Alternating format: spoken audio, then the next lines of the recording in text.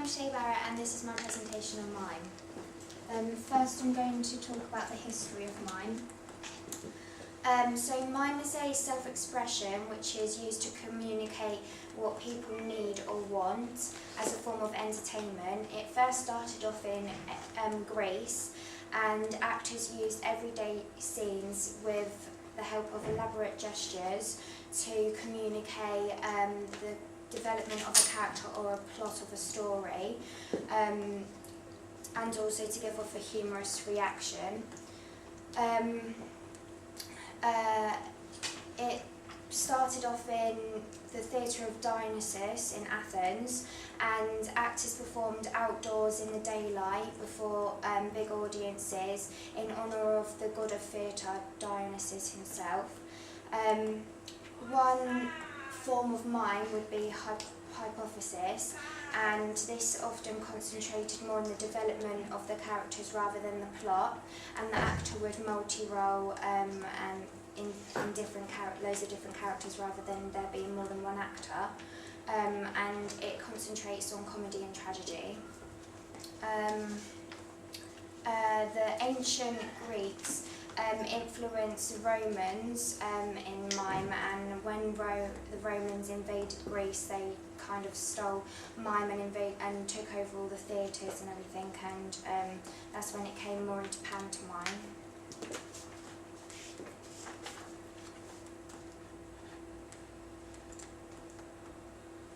Okay, so now I'm going to talk about the cultural and historical context of mime, which involves the ancient Greeks and Romans, which I just explained, and another form of it would be commedia dell'arte, and this was more throughout the Middle Ages, and it started off in marketplaces of Italian streets in the 1500s, and the performers used masks and exaggerated comical features to draw attention to themselves, and they combined acrobatical skills as well.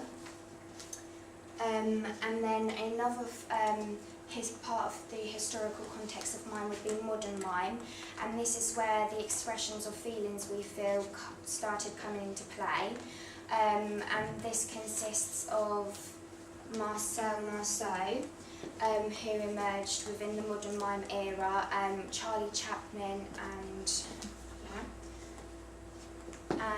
there are two types of mime, which would be literal and abstract.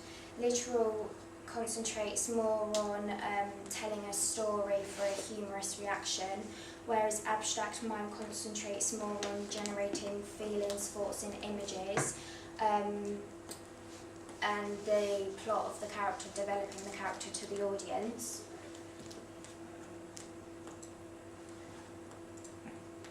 Okay, so now I'm going to talk about the examples of mime, which would obviously be literal and abstract, but also there's because we feel so many different expressions and feelings, you can portray mime in loads of different ways.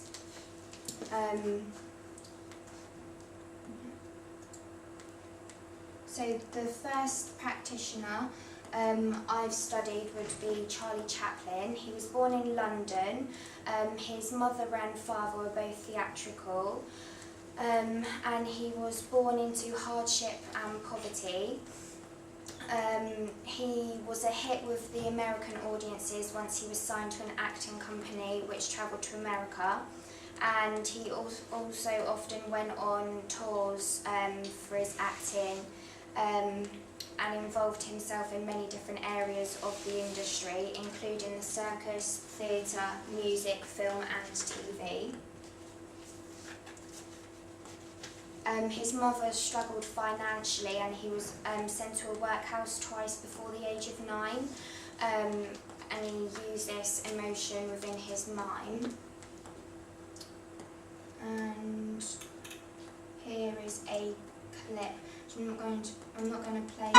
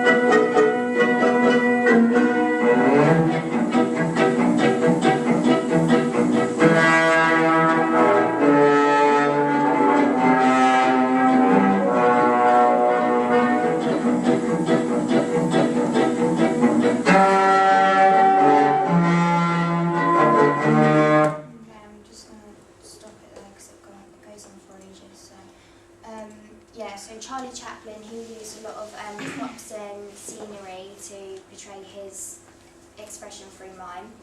And the second practitioner I've decided to study is Marcel Marceau. He was a French actor and mime, and he was most famous for his stage persona of Bip the Clown. He had performed professionally worldwide for over 60 years, so he was very successful. When he was younger, he lived in hiding and worked with the French resistance during most of World War II.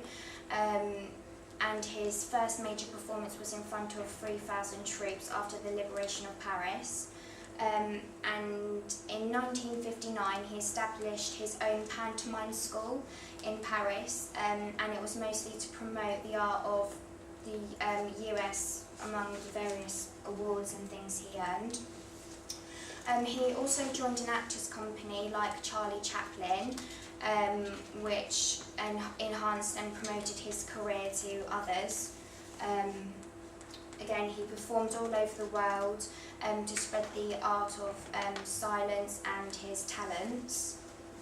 He was also an author as well as an actor and teacher, so he didn't just mime.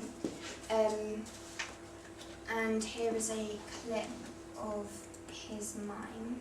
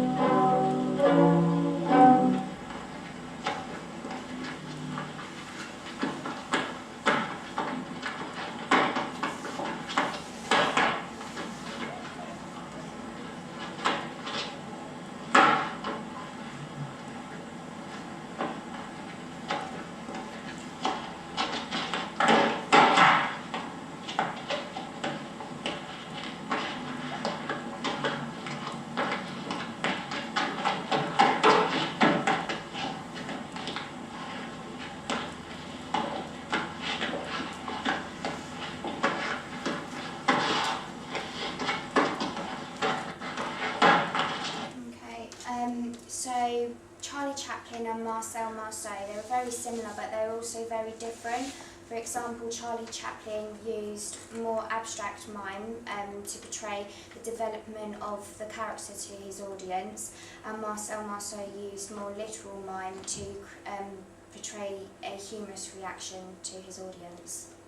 Thank you.